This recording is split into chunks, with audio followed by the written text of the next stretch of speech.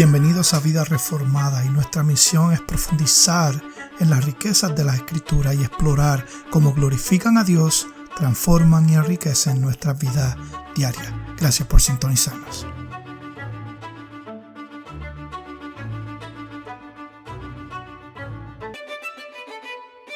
Dios les bendiga y bienvenido a otro episodio más de Vida Reformada.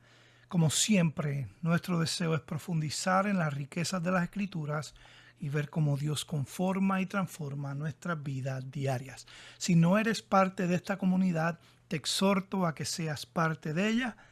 Estamos continuando nuestra segunda parte del capítulo 4, versículos 7 al 10, que se trata de la sumisión verdadera. Si no has escuchado los episodios anteriores, te exhorto a que vayas a ellos y, como siempre, seas parte de esta comunidad.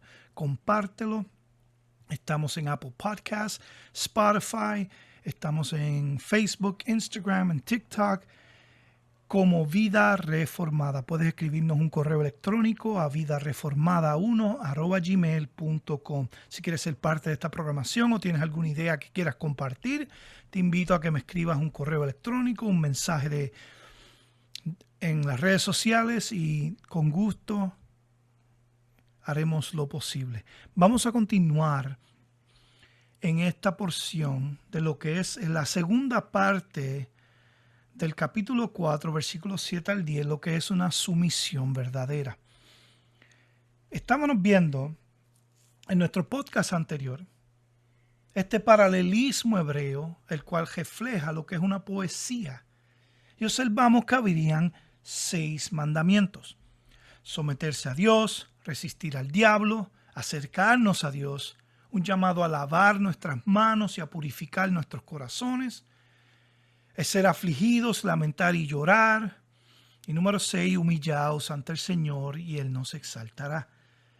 Mencioné que era importante hacer un comentario de cada mandamiento presentado, y cubrimos en el podcast anterior, cubrimos los primeros 3. De nuevo, te exhorto a que lo veas.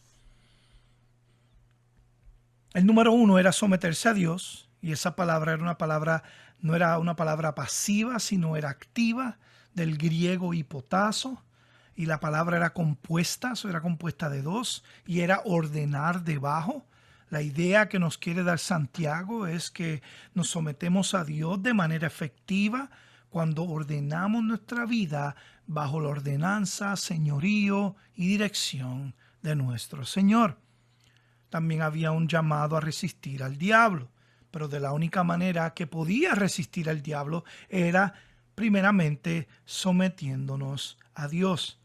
El enemigo nos tienta de muchas diferentes maneras y nos estamos llamados a resistir y a volver hacia el Señor. Por ende, resista la tentación una y otra vez hasta que el deseo por ese sabor se desvanezca lentamente. El número 3 era acercarnos a Dios. Y aquí Santiago lo que estaba haciendo era presentando una promesa profunda que distingue la fe cristiana a otros sistemas de creencia. Cuando los creyentes se acercan a Dios, Él corresponde acercándose a ellos. Ahora, esta cercanía recíproca refleja una intimidad única de la relación de Dios con su pueblo.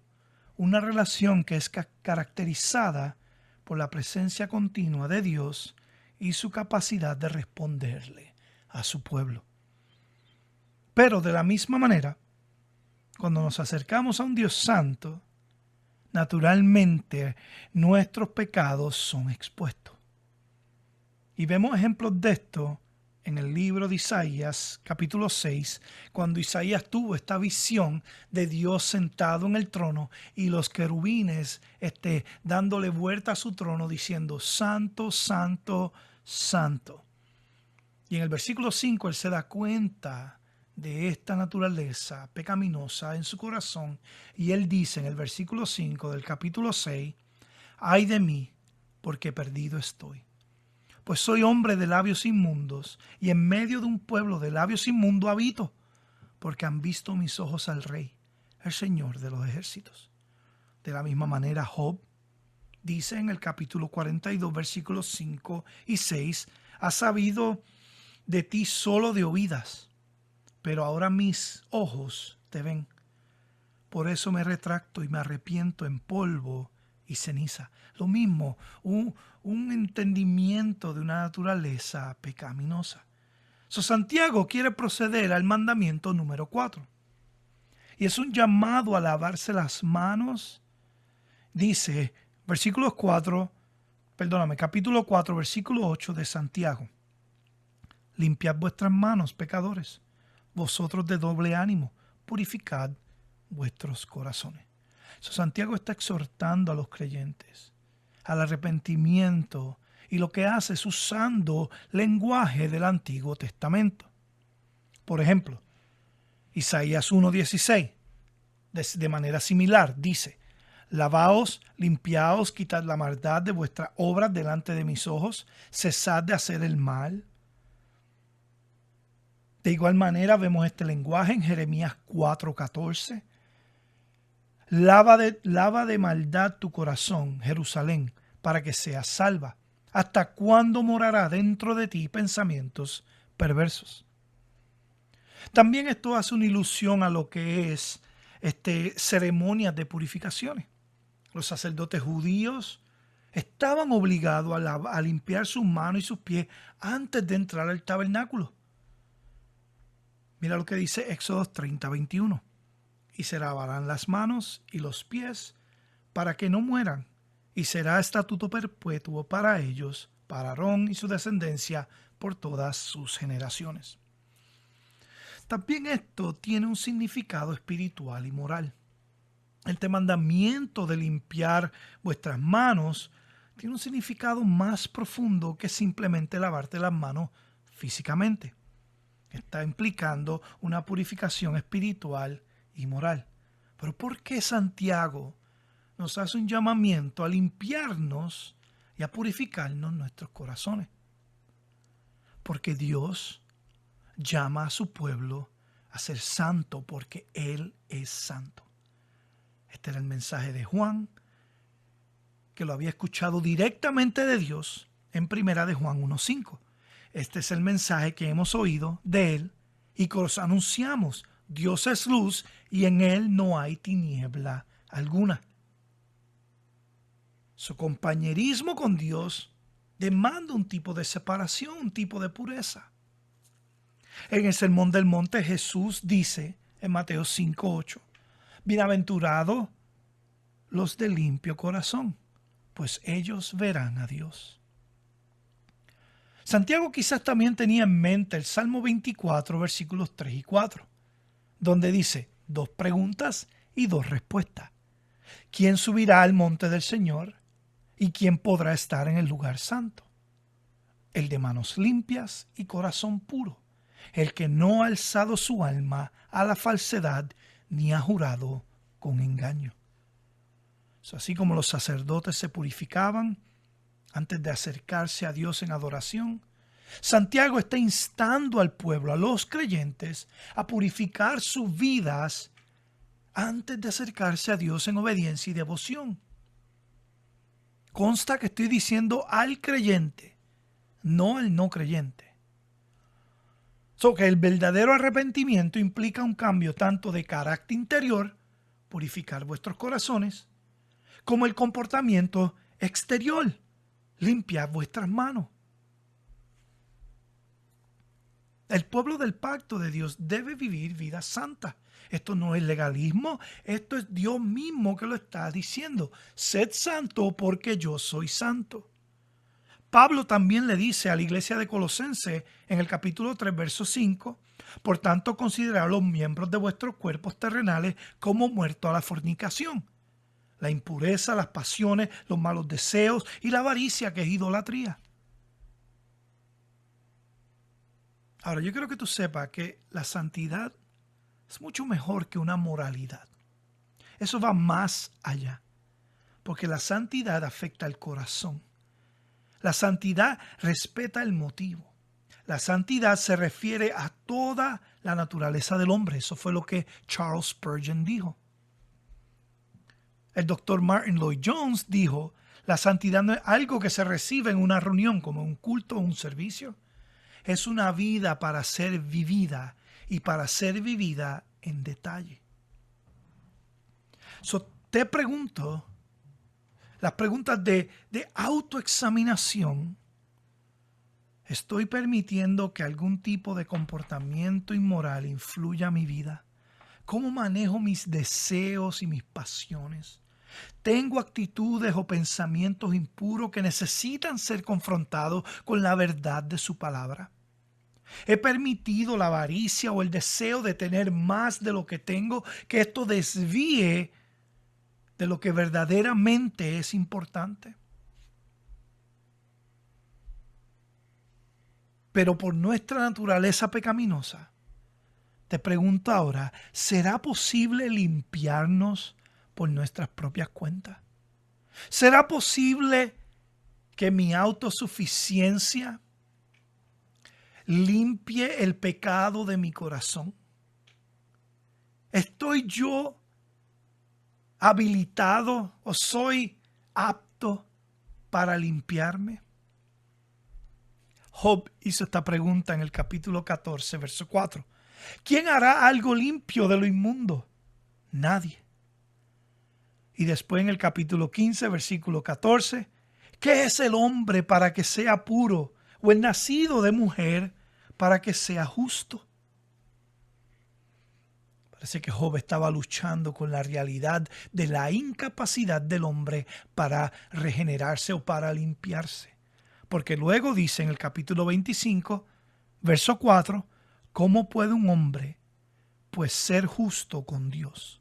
¿O cómo puede ser limpio el que nace de mujer? Salomón de igual manera está seguro de esta realidad, que no hay nadie que sea justo en la tierra, diciendo en Eclesiastés 7:20, ciertamente no hay hombre justo en la tierra que haga el bien y nunca peque. La incapacidad humana para purificarse por sí misma es bien importante. Más allá de reconocer este pecado universal, lo que hace este versículo es que confronta nuestra propia impotencia para purificarnos por nuestros propios esfuerzos. No importa cuánto nos esforcemos o cuán sinceros seamos en nuestra búsqueda de pureza, la realidad es que somos incapaces de alcanzarla por nuestra propia cuenta. Esto no son obras de la carne.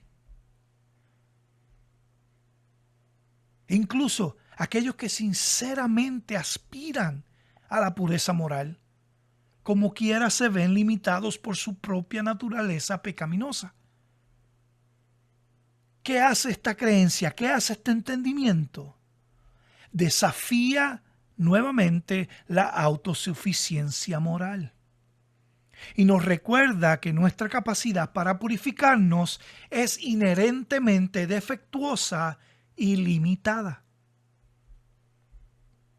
Por eso el mandamiento número 4 son los efectos, yo pienso, de este entendimiento bíblico sobre nuestra incapacidad de limpiarnos por nuestra propia cuenta. Versículo 9 dice, afligíos, lamentad y llorar, que vuestra risa se torne en llanto y vuestro gozo en tristeza. El deseo de un corazón puro conduce lógicamente al dolor por el pecado. Cuando el pecado se manifiesta, los justos se afligen. Ser afligido literalmente es soportar la miseria, es decir, llorar por la miseria causada por el pecado. Arrepiéntete con profunda tristeza en lugar de tu risa actual. Es una lamentación bendita. Y con demasiada frecuencia, el mundo se ríe de cosas equivocadas.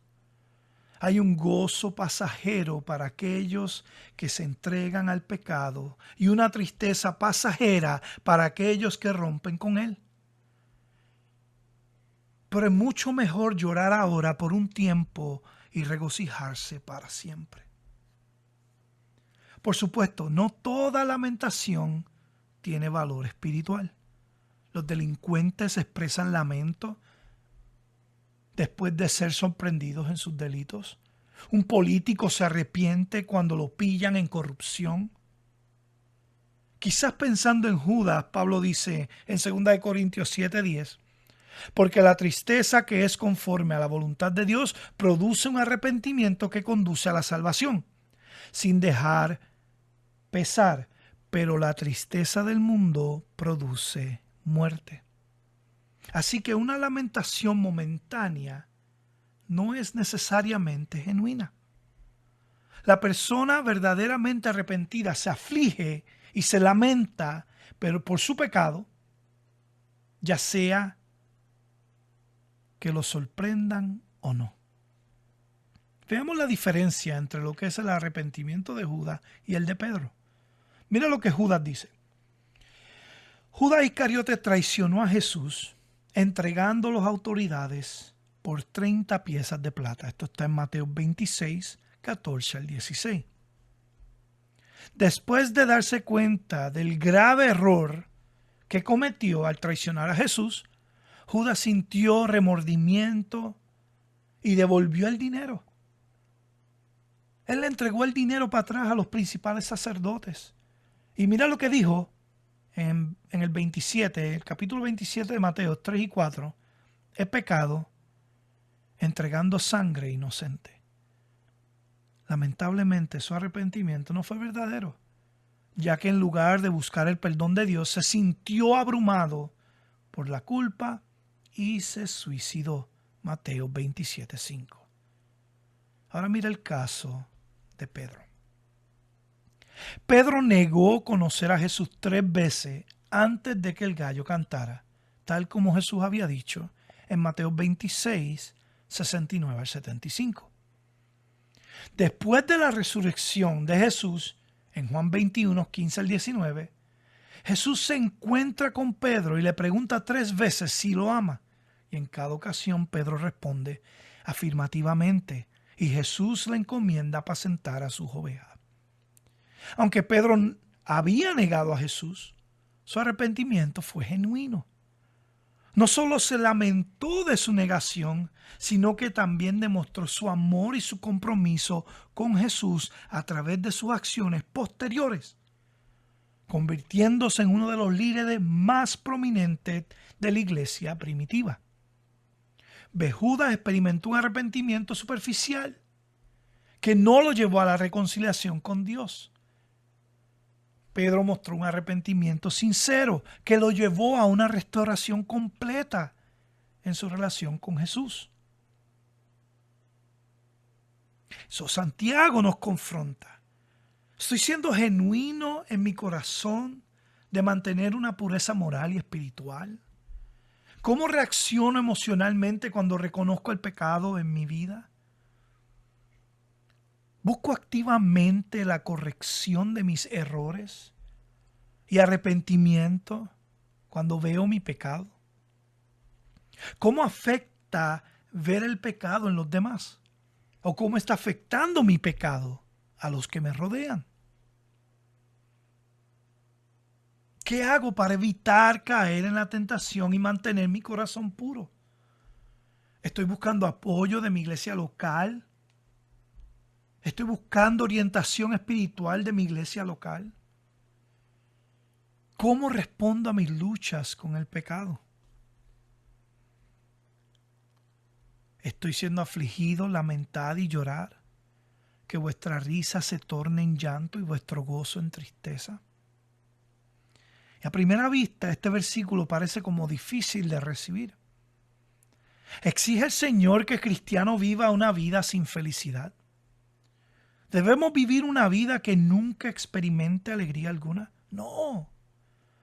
Dios no está diciendo que debamos vivir continuamente en una profunda desesperación y nunca estemos felices y expresemos alegría. Que no podamos reírnos. Él simplemente desea que seamos quebrantados por nuestro pecado. Debemos llegar al punto en nuestra vida espiritual en el que estemos preocupados por lo que vemos en nosotros y en otros. ¿Cuánto tiempo ha pasado desde que sentiste el peso de tu pecado? ¿Cuánto tiempo ha pasado de que te has lamentado por estar en oscuridad? ¿Cuánto tiempo ha pasado desde que derramaste lágrimas por las almas perdidas que amamos, anhelando su salvación? ¿Cuánto tiempo ha pasado de que dedicaste a orar fervientemente por aquellos entre nosotros que están necesitados? Necesitamos corazones que sufran el quebrantamiento del pecado. Santiago le hace eco a las enseñanzas de Jesús.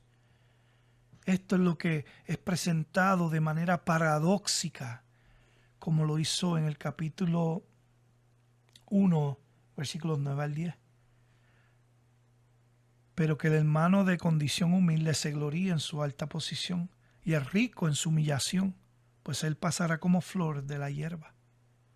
Y cuando digo paradójica, esto es una forma de expresión que parece contradictoria, absurda, pero que en otro nivel expresa una verdad fundamental.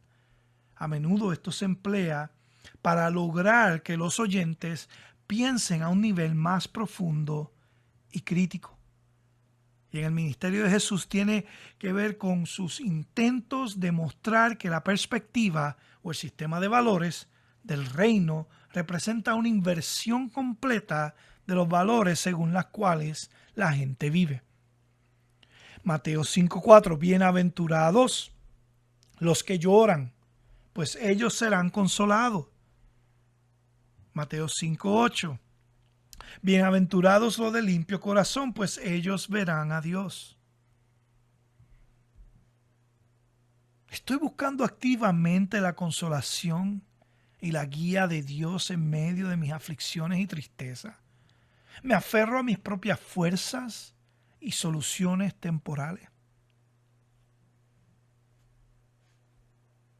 En el mandamiento número 4, humillaos ante el Señor y Él os exaltará. Esto está diciendo lo que es una dependencia absoluta de la gracia divina. Ante nuestra incapacidad para purificarnos por nuestros propios medios, surge una necesidad desesperada de la gracia y la intervención divina de Cristo y su Espíritu en nuestra vida. La purificación genuina solo puede lograrse a través del poder transformador de Dios, quien en su infinita misericordia nos dio la redención y la restauración. Reconocer nuestra incapacidad para purificarnos por nuestros propios esfuerzos nos lleva a una postura de humildad, una postura de total dependencia de Dios. En lugar de confiar en nuestras propias fuerzas o habilidades, nos entregamos completamente a la voluntad y al poder de Dios, reconociendo que Él, y Él, solamente Él, puede limpiarnos, renovarnos completamente. Y al reconocer esto, somos invitados a rendirnos ante Dios y también a confiar plenamente de su gracia salvadora. Y qué mejor de ejemplo de humildad que nuestro Señor y Salvador Jesucristo. Mira cómo Pablo lo describe en Filipenses 2, 5 al 8. Haya pues en vosotros esta actitud que hubo también en Cristo Jesús, el cual, aunque existía en la forma de Dios, no consideró el ser igual a Dios como algo a que aferrarse, sino que se despojó a sí mismo, tomando la forma de siervo, haciéndose semejante a los hombres, y hallándose en forma de hombre, se humilló a sí mismo, haciéndose obediente hasta la muerte y la muerte de la cruz. Cristo, aunque divino, eligió el camino de la humildad para llevar salvación a la humanidad. Y él voluntariamente dejó al lado sus privilegios divinos para identificarse con las luchas tuyas y mías. Y en su humildad, Cristo desciende de la gloria celestial para caminar entre pecadores como tú y como yo. El Hijo de Dios tomando forma humana, demostrando humildad sin medidas. Su humildad es evidente en su disposición a soportar la cruz por nuestra redención. Qué bonita y qué bella es la palabra del Señor. Eso quiere decir que la obediencia de Cristo, ambas activas y pasivas, a la voluntad del Padre, revela su humildad y su obediencia al plan divino de Dios. Se está despojando a sí mismo para convertirse en el sacrificio supremo, llevando nuestros pecados a la cruz. Esta humildad brilla intensamente y es demostrada en su servicio y su amor desinteresado. ¿Qué te pidió Él a ti?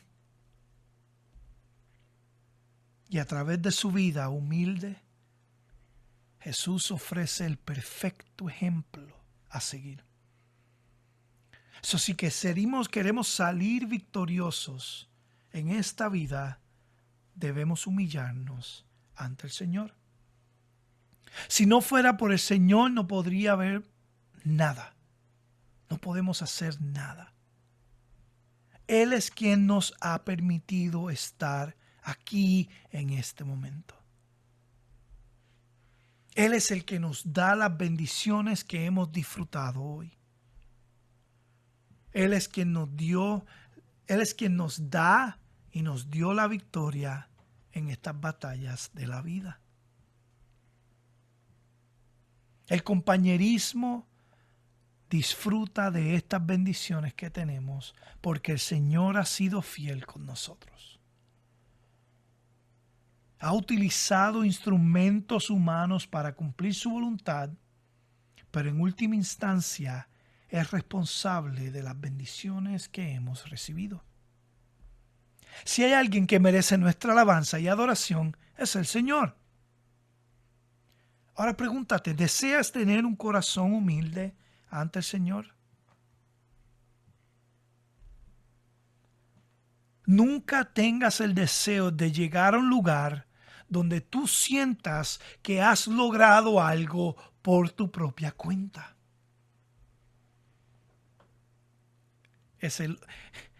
A través del sufrimiento de la cruz es que hoy tenemos esperanza. Eso no está en quienes somos o en lo que hacemos. No, todo se trata de Él.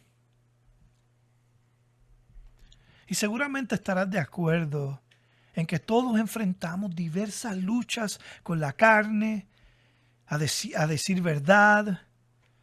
Somos derrotados con más frecuencia de lo que nos gustaría admitir. Estas luchas permanecerán, pero no tenemos que vivir derrotados. El Espíritu de Dios es el que empodera al creyente a ser santificado. Es la obra del Espíritu Santo la cual santifica al creyente. Nos convence del pecado, nos ilumina las Escrituras.